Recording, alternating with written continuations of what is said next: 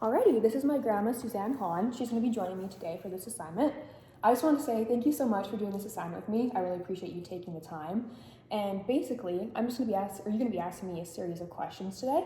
I have about a 10-minute marker, so at around 9 minutes and 30 seconds, I may have to wrap up our conversation, but yeah.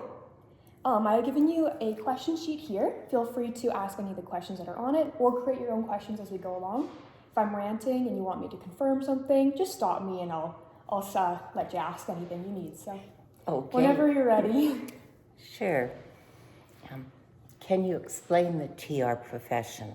What is your definition of therapeutic recreation?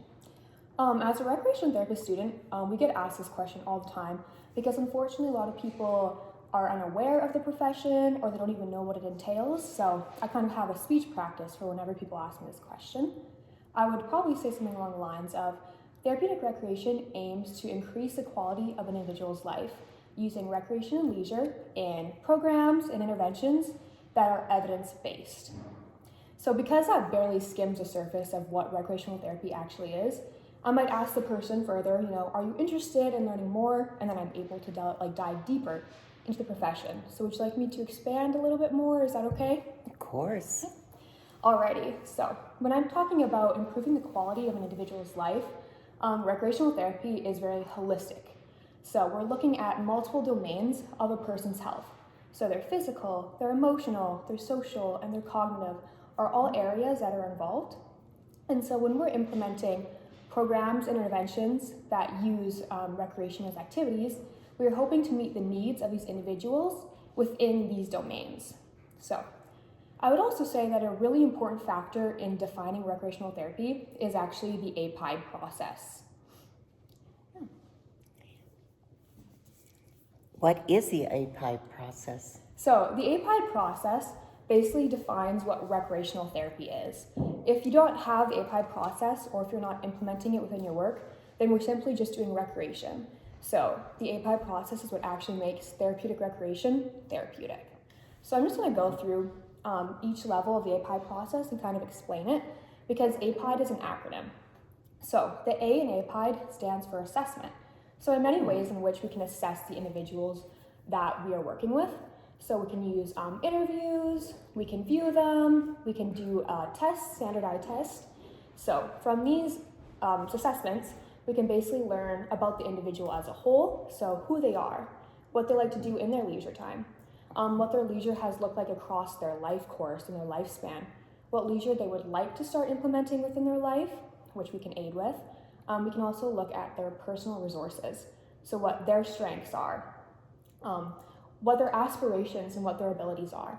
We can also look at their community, so their resources outside of themselves, their community, the services the community offers, as well as their family members, which can be resources.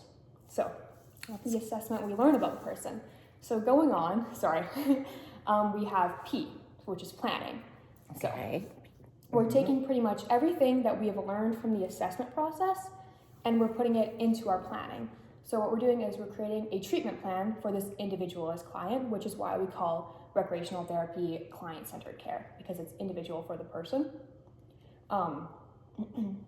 So this treatment plan, this treatment plan can include the activities that we want to use with this client, the programs or the interventions that we're going to implement with this client as well. So basically, the client can create and collaborate with us their goals, what needs they want to meet, what they want to strive for, and basically achieve. There's a couple more. What about the I? Yeah. So the I is the implementation aspect. So basically what we're doing is taking that treatment plan we have and putting it into action. So the clients are engaging in these programs. And then we go the E. Yep, the E. Next up is the E. So E is evaluation, which is incredibly important. And we want to make sure that we do evaluation throughout the entirety of the APIDE process as well. And so basically it's the efficacy, it is the proof of what we're doing. We want to make sure that the services that we're providing are actually helping to meet the client's needs, their goals. So when we're doing these activities, they must have benefits. So we can basically evaluate the practitioner, so their leadership skills, how they're enacting the program. we can evaluate the client. So if they're meeting their objectives, or we can look at the client's satisfaction, so how they feel in relation to meeting their own needs in the program. And we can also evaluate the program overall. Interesting. Yeah, it is interesting. Sorry, I keep interrupting. know. No, it's wonderful. And then you come to your final letter, the D. Yeah, D is also really important that we include documentation throughout the entirety of the API process. So even though it's at the end of the acronym, it is something we do continually throughout the process. In my experience with documentation at my practicums, documentation has been made very easy because they have web servers online, basically, which let you put in the attendance. So who attended the program? For how long have they attended this program? And maybe what their behaviors were during the program. So yeah, because you're looking at your attendance, who showed up for the program? Maybe one individual had to leave the program early. So you would make sure to document that. And you would also make sure to document how they are engaging, how the clients are engaging during the program. So you would maybe want to see how you can relate that in your notes. So for example, you always want to be objective and never subjective in these notes. So a subjective example would be that the client is tired today.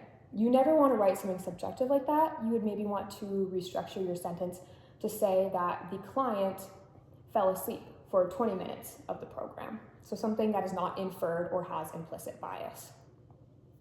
That's Just check really that. interesting. Thank you. I've got about 3 minutes left. Okay. What are the settings? What settings and populations do recreational therapists work in or with? So recreational therapy is super diverse, has a lot of variety because we can work with pretty much any setting. So we can work with ages, children, teens, young adults, adults, and older adults. I have most experience with older adults just from my practicums, but it's really diverse, and we also can serve population in terms at any condition, illness, disease, or ways of life. So we can target pretty much anybody. And we have many settings in which we can work with. So, like I said before, I've worked in long-term care before, so that is definitely an option. There's also daycare settings in which an individual can drop their loved one off at the setting from, say, hours 8 to 5 p.m. a day. So this helps with caregiver burnout. We have mental health and addiction. So we actually have that center here in Claresholm. So there's a rec therapist available there. We can even work in prison and jail settings. We can work in the school system with children. There's just so much variety. And we can work in hospitals. Yeah, many different ways. Amazing. And how does therapeutic recreation differ from other allied health professions in your experience? I would say that therapeutic recreation differs from other allied health professions in the way in which we approach a client. So like I said earlier, we holistically approach a client in terms of their physical, cognitive, emotional, and social health. Whereas other health professionals, maybe like a doctor, a nurse, OT, and PT, they may look at clients through the medical model lens. So this is in which they look at their client as their diagnosis, and we treat this diagnosis. We're looking to essentially fix this client. Whereas recreational therapy, we're not really looking to fix a client. We're looking at them as a whole person. So who they are, what their strengths are, like a strength-based approach, what their aspirations are, and then that's how we're helping them improve the overall holistic quality of their life. And I would also bring in the fact around how recreational therapy gives people increased autonomy, which is also different from other health professions. So when an individual enters a hospital or a long-term care setting, usually it's not because they want to, it's because they have to. And so that can take away a lot of control that they have over their own life. So we can bring a huge sense of autonomy to these people by giving them the choice of being collaborative in their goals. So we ask them what goals they want to have for themselves, what leisure they want to engage in for them. And within our leisure, we also have increased opportunity for them to choose between. So this gives them a sense of control and autonomy in settings in which this has been taken away from them. Anyways, sorry to cut that short. It seems like we're almost at our time. That's amazing. Thank you. I learned a lot. Well, thank you so much for doing this with me today.